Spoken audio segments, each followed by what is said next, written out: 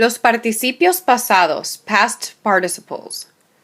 In this lecture, you're going to learn how to form past participles in Spanish and how to very easily plug them into a sentence. I'm only going to talk about the regular past participles. There are some irregulars, and I'm not going to talk about every situation in which you can use them, just the very, very simple use of past participles. So the first thing we ask ourselves is, ¿qué es un participio pasado? What is a past participle? And the answer to that is that a past participle is a verb that has been converted into an adjective form. So it went from an action and it became a descriptive word or a state of being, as you see here.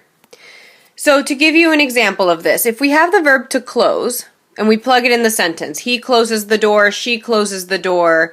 Once you close the door, the state of being is that the door is closed. So the way that we can describe the door after that action has happened is we can say that it is closed. Using a verb in this form is called a past participle. And usually you have another verb in the sentence. So in this case, you have the verb to be, which is the verb in the sentence or the action in the sentence. And what used to be a verb became an adjective. The next question that we ask ourselves is, ¿cómo formamos los participios pasados en español? So how do we form these past participles in Spanish? In English, if you notice, with the verb to close, so if I look at close over here, the pattern was to make it a past participle, you simply make sure that it ends in ed. Of course, there are irregulars, but that's what you do with regular verbs. This is the past tense in English.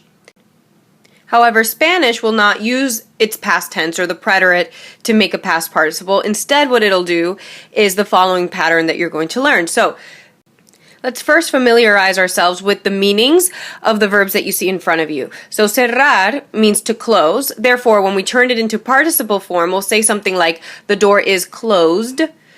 Dormir is to sleep. When we turn it into a participle form, we would be able to say something like, she is asleep. And then encender, if we were to turn it into a past participle, right now, encender by itself just means to turn on. So we might be able to say something like the lights are on or they've been turned on. So the first step is easy. The first step is to drop the AR, ER, and IR endings because we're going to add new endings which are going to signal to the listener or to the reader that you are indeed using a participle. So cerrar, once we drop the AR, for AR verbs, you're going to add ado. So, cerrado is our past participle form. La puerta está cerrada. Dormir, however, and encender are ER, IR verbs, and for those, you're going to add ido. So, dormido. And no, you do not have to stem change for these. Dormido. And encendido. I will point out that the three that I picked are all stem changing verbs, so if they were conjugated in present tense, you would have to stem change them ida ie or odue and so forth. Now to make really simple sentences with this, all you really need is estar to go in front. And I'm going to show you some examples. So you could say está cerrado, están dormidos, están encendidas, but let me give you some context. For está cerrado, let's say you're on your way to the movie theater and you find that el cine está cerrado. That means the cinema or the movie theater is closed.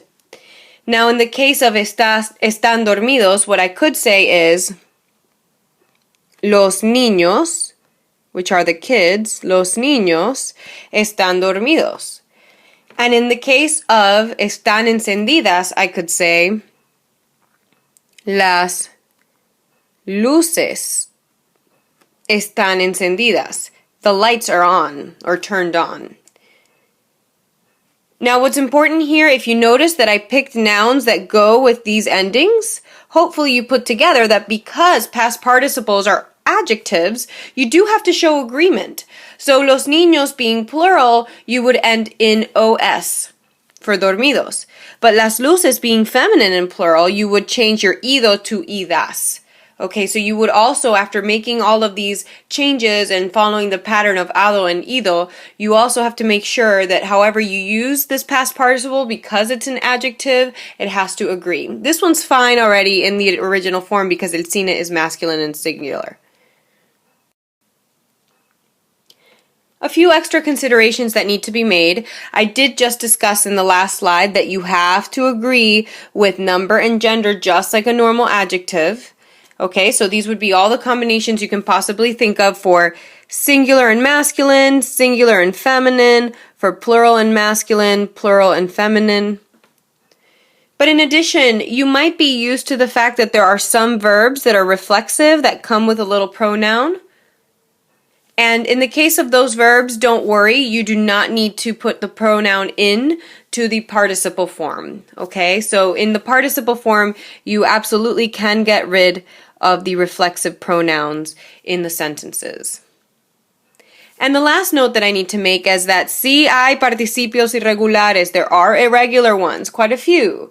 So for example, for the verb hacer, your past participle is hecho.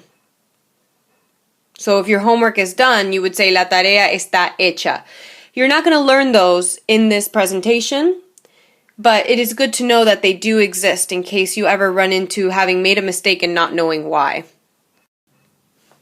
Tu turno, your turn. Here are some examples for you to try on your own. They are all different, so make sure you read the directions that are provided for each one of the three.